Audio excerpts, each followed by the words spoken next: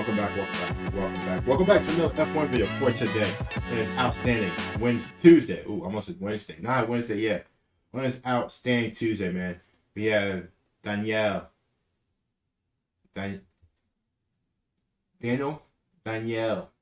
aka Kvyat. That's just I'm not really sure I pronounce the first name, so we're just gonna say Kvyat. Anyway, let's see what went wrong doing his F1 career. Shout out to F1 Word with the video. All credit goes to him. It's a pretty old video. It was like 4 years ago, but we checked out obviously Kubica, my boy Robert, and his F1 journey, all the injuries and stuff he had. So I'm like, man, let's go ahead and flash back again to a Throwback Tuesday and check out this man Daniil. So he was at Red Bull. He did have a stint there. So we are going to check it out. We are going to see what went wrong with him. Don't forget to like the video and subscribe if you are new to the channel. And without further ado, man, let's just start it up. Let's get it.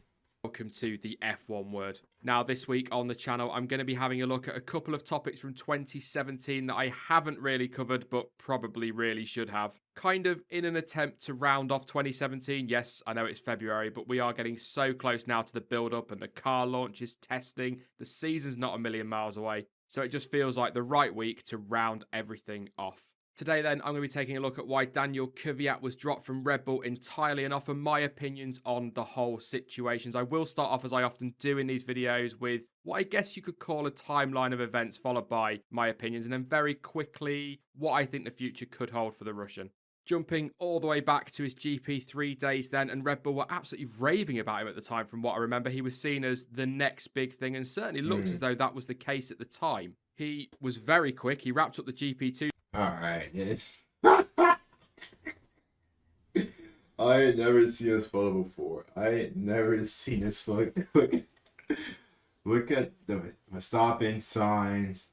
Obviously, Daniel and my boy Danny Rick. It seemed like a little boys to men, some little new kids on the block boy band. Hey, they're probably dropping the highest single of the year. I don't know what it's called. If you guys have any suggestions, let me know. But it's probably gonna be popping. It's gonna be off. It's gonna be off the chain. It's probably called "Fly With Me." Fly with me.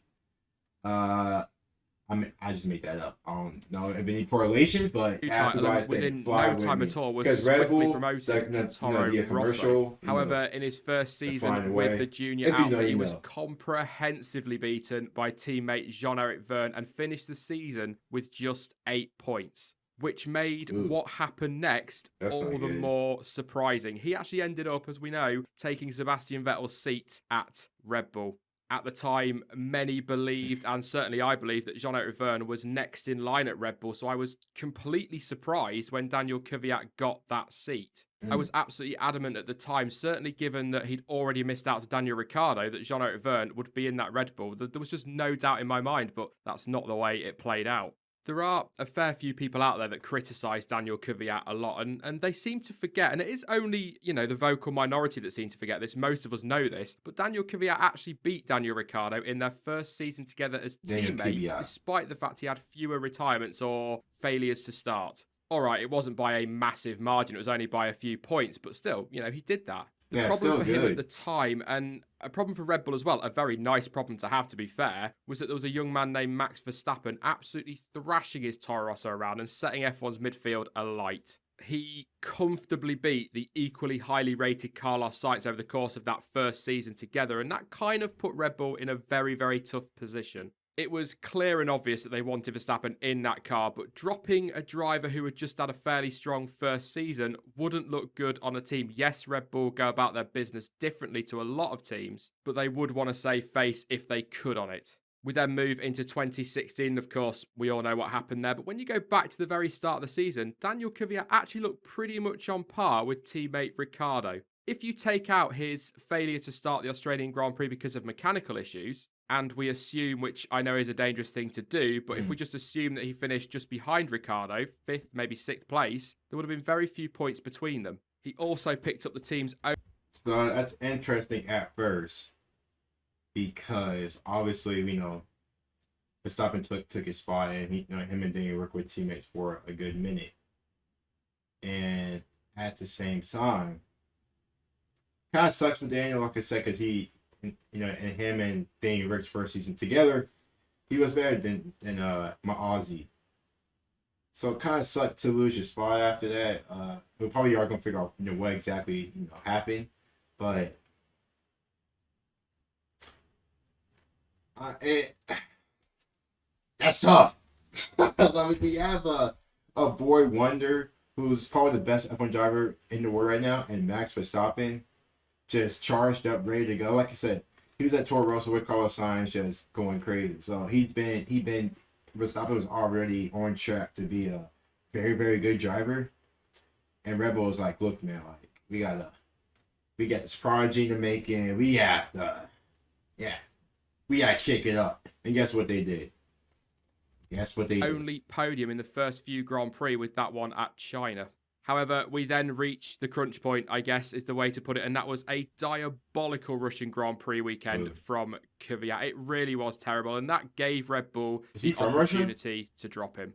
He was put back in the Toro Rosso, and it's fair to say, if we're being completely honest, he never really recovered. He picked up just 4 points for the rest of the season. If you compare that to teammate Carlos Sainz, it's just a huge chasm between them. I think Carlos Sainz picked up over 40 points in the same period of time. Okay, but at the same time, why would Red Bull just cut him right after that? I mean, we do know drivers who have left mid-season to join your team or get cut, stuff like that. But I mean, I guess that Russian Grand Prix just in general was just the tipping point.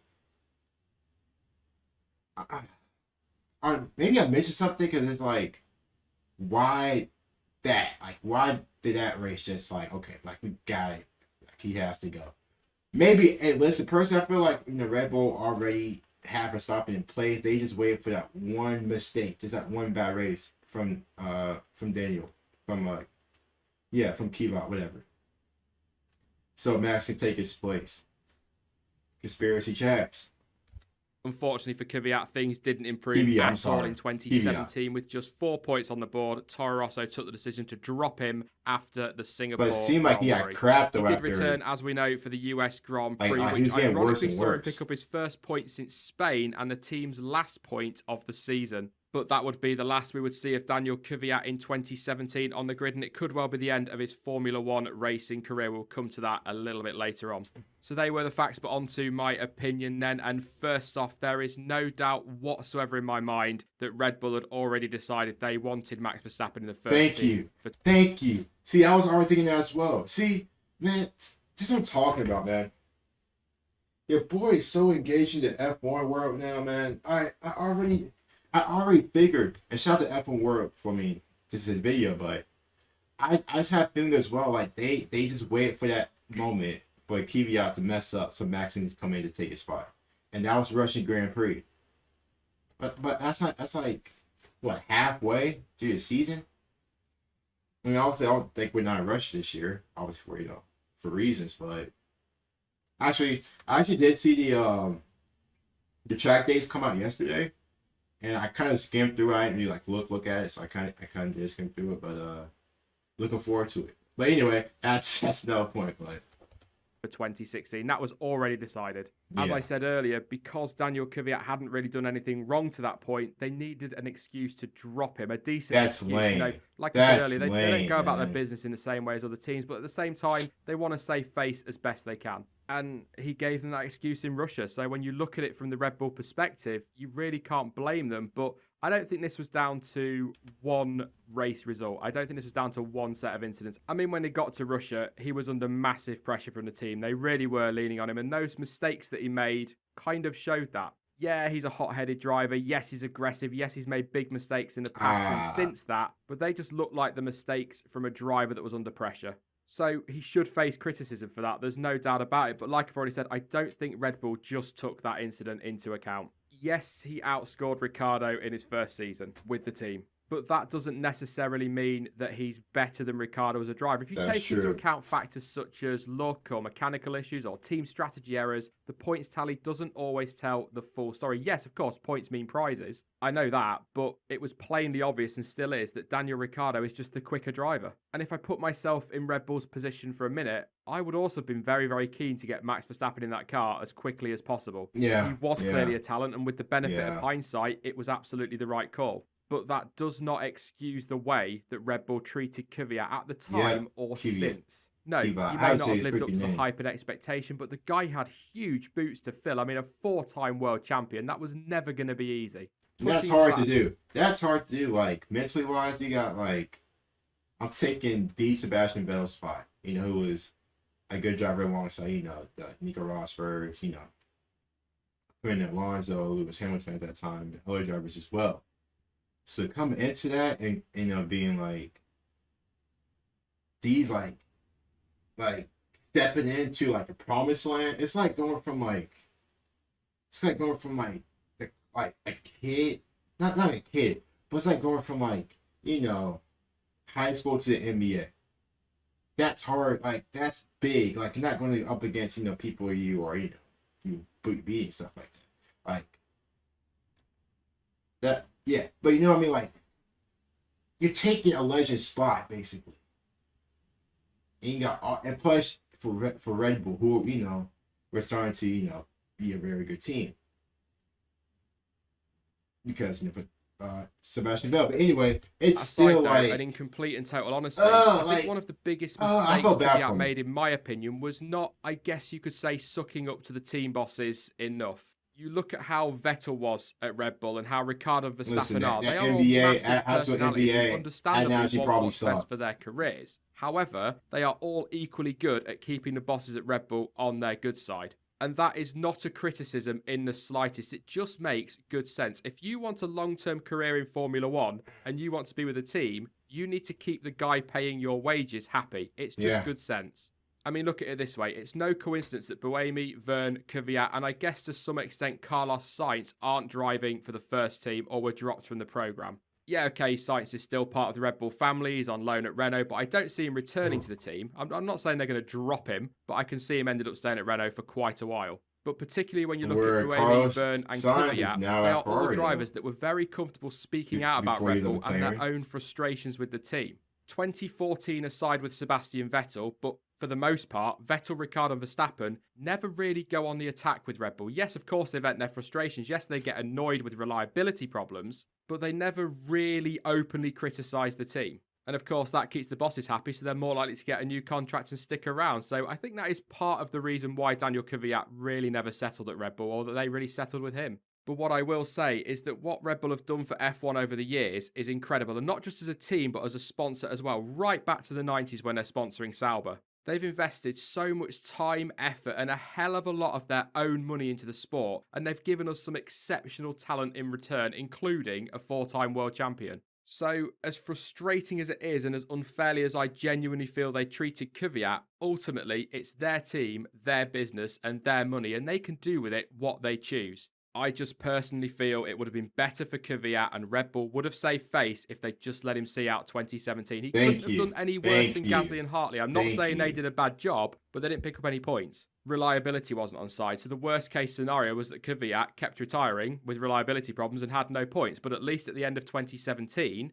he's seen out the season, and therefore his contract, Red Bull have saved face, and he's probably not going to get quite the kick in the gut that he got in the end.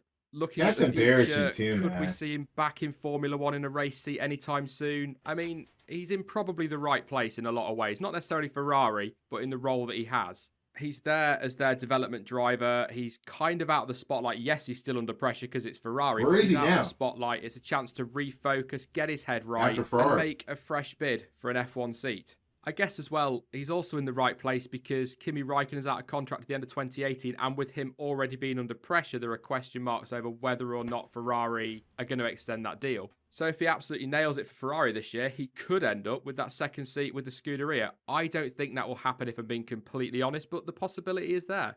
What I think is more likely is if Kimi Raikkonen leaves at the end of 2018 or Ferrari drop him, whichever way you want to look at it, that will open up the driver market massively, and that's going to allow drivers to move all over the place, and that could see seats at the likes of Haas and Alfa Sauber open up. And if Kvyat's impressed at Ferrari, there's no reason why he couldn't end up in one of their customer teams. I could really see him driving a Haas in 2019.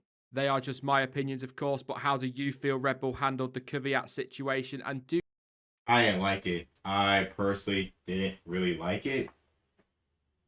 Just because, like what you said, why couldn't you just keep it until the end of the season? Because you're making them gyro look bad. I mean, like I said, Red Bull kind of already had it in plan, like what I said, like what he said. Just regarding bringing Verstappen, and they just wait for that one chance for him to mess up to bring him up. But at the same time, you know what I mean, man, he's doing his best. He's competing. He's out there trying to race stuff like that. But for him to just lose a spot like that, come on. We know afterwards, he kind of, he wasn't really great. He got demoted down to the GM program. But still, man, But at the same time, like you said, can you really blame Red Bull? You have to stop it in the waiting. But like I said, he was probably gonna come in next year and be dominant. You know what I mean? So sucks. I know it's part of the business, part of F1, but that's a sucky way for it to go like that. That's just a really sucky way for it to go like that. And it sucks. But you guys let me know your guys' thoughts, man. Very, very interested to see what you guys have to say. Hope you guys like my analogy as well, man. Sorry my analogies, but that's big holes to fill. Like I say, replacing a 4-time winning Sebastian Vettel spot. But anyway, hope you guys did enjoy the video. Don't forget to like the video and sub as well. Stay safe, stay amazing. Talk to you guys later. On my counting. Peace.